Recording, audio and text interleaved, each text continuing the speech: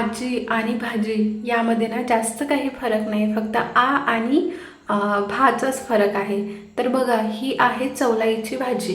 तर गावरान भाजी आहे ही. आणि या भाजीला जशी चव असते ना, तशी चव कोणत्याच भाजीला नसते. तर माहिती आहे का, माझी आजी होती ना तेव्हा ही भाजी बनवायची, तर एवढी छान लागायची ना. तर आज मी तिच्याच ना आठवणीमध्ये ही भाजी करत आहे. तर या भाजीला काहीही लागत नाही, फक्त कांदा आणि आपल्याला हिरवी मिरची लागणार आहे. याच्यामध्ये लसूणसुद्धा नको आहे आपल्याला आणि जिरंसुद्धा नको आहे. ह्या भाजीची तर रेसिपी मी तुमच्यासोबत शेअर करणारच आहे, पण काही मी ना तुम्हाला प्रश्नसुद्धा विचारणार आहे, जे की तुम्ही मला कमेंट्समध्ये नक्की सांगा. तर बघा फ्रेंड्स, आपल्याला ना ही भाजी खायची सवय आहे.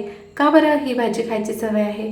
कारण की आपण माहिती आहे का, आपण आजीच्या सहवासामध्ये असायचो आणि ही आजी भाजी खायची. तर आजीलासुद्धा आवडायची आणि मस्त आजीसोबत गप्पा गोष्टी करत ना आपण सुद्धा ही भाजी खायचो. म्हणजे आधीच्या काळातले जे लेकरं आहे ते आजी आणि आजोबाच्या सहवासामध्ये जास्त राहायचे. आणि आत्ताच्या काळामध्ये लेकरं हे आजी आजोबाच्या सहवासामध्ये राहतात का जास्त? नाही राहत. आणि त्यांना म्हणूनच त्यांना ह्या अशा भाज्यांचे प्रकारसुद्धा माहिती नाही. त्यांना नाव विचारलं तरी पण माहिती नसणार आणि त्यांना दिली खायला तरी पण आवडणार नाही. आपल्यालाच का बरं ही भाजी आवडते? कारण की आपण ना आपल्या आजी आजोबांच्या सहवासामध्ये जास्त राहायचो आणि ते ही भाजी ना खूप खायचे. जसं की चवलाईची भाजी आणि हरभऱ्याची भाजी. तर अशा बऱ्याचशा ना रानभाज्या आहे जे की आपल्या आजी आणि आजोबा खायचे. त्याच्यामुळेच ना आपल्याला सुद्धा माहिती आहे. आपल्या जर लेकरांना आपण दिली ही भाजी खायला, तर त्यांनी म्हणेल की हे काय आहे? त्यांना आत्ता फक्त पिझ्झा आणि बर्गर हेच माहिती आहे. त्यांना काय माहिती ह्या भाजीची चव आणि आपल्या आजीने बनवलेली भाकरी आणि ही भाजी काय जबरदस्त चव लागायची. तर ते सगळं काही असो, तर तुम्हाला सांगते, व्हिडिओमध्ये दाखवल्याप्रमाणे मस्तपैकी तेल टाकून घेतलेलं आहे. आणि या भाजीला ना तेल काही जास्त लागत नाही. मस्त कांदा कापून घ्यायचा आहे बारीक असा.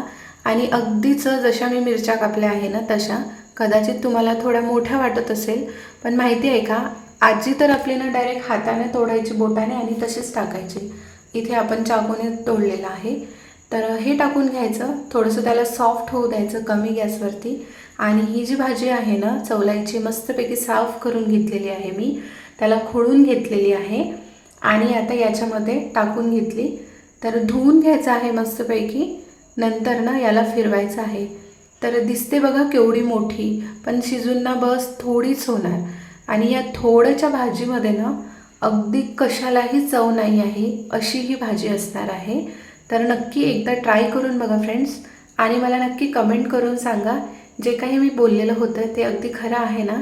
आणि तुम्हीसुद्धा ही भाजी कधी खाल्लेली आहे का, हे सुद्धा मला नक्की कमेंट्स करून कळवा. भाकरीसोबत तर खूप खूप म्हणजे खूपच छान लागते. तर फिरवून घ्यायचं आहे, मोठा गॅस करून घ्यायचा. इथे मी कमी ठेवलेला आहे. तर मोठ्या गॅसवरती ना भाजी मस्त शिजवून घ्यायची. सुरुवातीला तर ना पाणी सुटते या भाजीचं, पण याचं पाणीसुद्धा ना कमी करून घ्यायचं आहे आपल्याला. तर बघा, ही भाजी ना फिरवतो ना आपण तेव्हा एवढी छान स्मेल येते ना, खूप भारी. आणि फ्रेंड्स, या भाजीला झाकून घेऊन शिजवायचं आहे. बाकी भाजीला वाटल्यास तुम्ही जसं की मेथी शेपूच्या भाजीला झाकलं नाही तरी चालेल, पण या भाजीला झाकून घ्या, कारण की ही भाजी वाफेवरती शिजवून घ्यायची आहे.